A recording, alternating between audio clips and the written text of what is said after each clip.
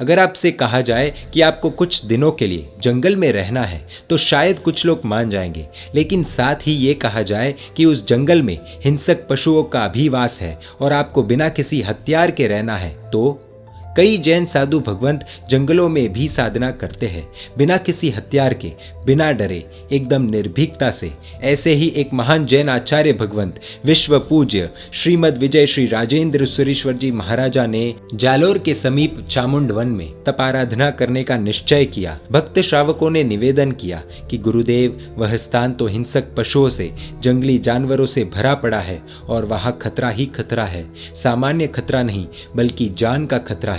गुरुदेव ने अपने निश्चय की दृढ़ता स्पष्ट करते हुए उन भक्तों से कहा कि मैंने इसी स्थान को अपने ध्यान के लिए उपयुक्त चुना है, आप सब निश्चिंत रहे, जंगली हिंसक पशु मेरा कुछ नहीं बिगाड़ेंगे। एक तरफ अनेक श्रावकों के मन में चिंता होने लगी कि गुरुदेव ने जो निश्चय किया है उससे वे पीछे नहीं हटेंगे। दूसरी तरफ पूज्य श्री ने तय सीमा पर अपनी तपाराधना के लिए, अपनी साधना के लिए पूर्व निर्धारित स्थान की ओर विहार कर दिया। जालोर के कुछ श्रावकों ने बिना गुरुदेव की जानकारी के गुरुदेव की सुरक्षा हेतु कुछ युवकों को शस्त्रों के साथ नियुक्त कर दिया। वे युवक आसपास वृक्षों में छिप गए। एक रात्रि पूज्य श्री साधना में लीन थे। उसी बीच एक भयानक शेर दहाड़ा, उछलता कूदता उधर आया। वृक्षों पर बैठे युवकों के होश उड़ गए। जंगल में इस तरह शेर को देखकर उनकी बोलती बंद हो गई, धूजने लगे, कांपने लगे। पूज्य श्री की सुरक्षा तो एक तरफ रही, वे ये सोचने लगे कि इस शेर से हम बच गए तो ही बहुत बड़ी बात हो जाएगी। वे युवक छिपकर भी कुछ कर पाते। इतनी देर में तो शेर गुरुदेव के नजदीक आ पहुंचा। कुछ देर के लिए शेर उनके सामने ही एक पत्थर पर बैठ गया। उन युवकों को लगा कि अब गुरुदेव को बचाना नामुमकिन है, क्योंकि एक शेर के लिए एक मनुष्य की देह पर आक्रमण कर उस देह को अपना भोजन बनाना बहुत आसान है। लेकिन आपको ये जानकर आश्चर्य होगा कि वह शेर कुछ ही देर बैठकर बिना कुछ नुकसान किए दूसरी ओर चलता बना। शस्त्रों से युक्त वृक्षों पर छिपे युवकों के आश्चर्य का कोई पार नहीं रहा। इतने हैरान तो वे तब भी नहीं हुए थे जब शेर आया था। यह पूरा दृश्य देखकर वे सारे युवक गदगद हो गए। उन्होंने यह आंखों देखा दृश्य कस्बे में जाकर सुनाया। तब जाकर के लोगों को अपने गुरुदेव के सामर्थ्य का ज्ञान हुआ। उसी दिन से लोगों ने निश्चिंत होकर सुरक्षा प्रबंध हटा लिए और पूज्य श्री की साधना का क्रम चलता रहा। पूज्य श्री की साधना, साध्वाचार का सुदृढ़ आधार, पंचाचार की कठोर पालना, सब जीवों के लिए मैत्री भाव उत्कृष्ट कोटि के थे। इनके जीवन से अनेकों चमत्कार जुड़े हैं और ये सारे चमत्कार इनकी जबरदस्त साधना का फल है।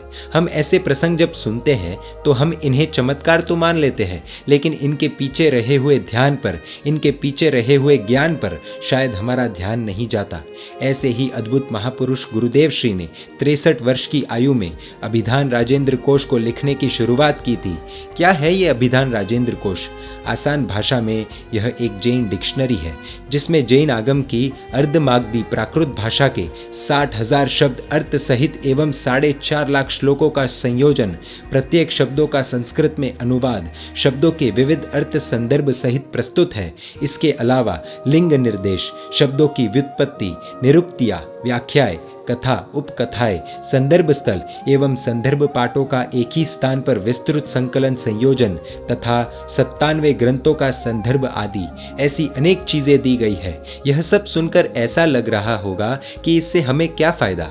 अनेक बड़े बड़े आचार्य भगवंत इस विश्वकोश की सहायता से अपनी शंकाओं का समाधान करते हैं। यह अभिधान राजेंद्र कोश भारतीय एवं अनेक देशों के विश्वविद्यालयों, शोध संस्थाओं, शिक्षण संस्थाओं, समृद्ध पुस्तकालयों, वाचनालयों एवं ज्ञान भंडारों में मौजूद है।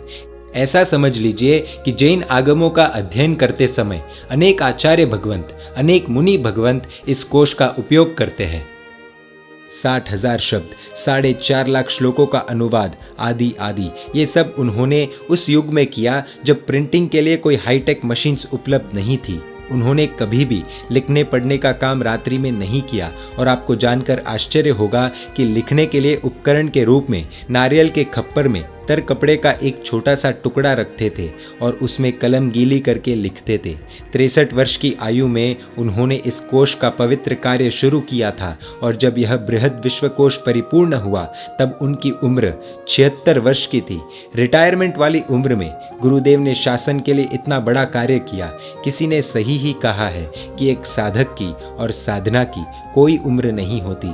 जिस उम्र में लोग भूलना शुरू करते हैं उसी उम्र में पूज्य गुरुदेव ने अभिधान राजेंद्र कोश की रचना की है ना। ये अपने आप में चमत्कार।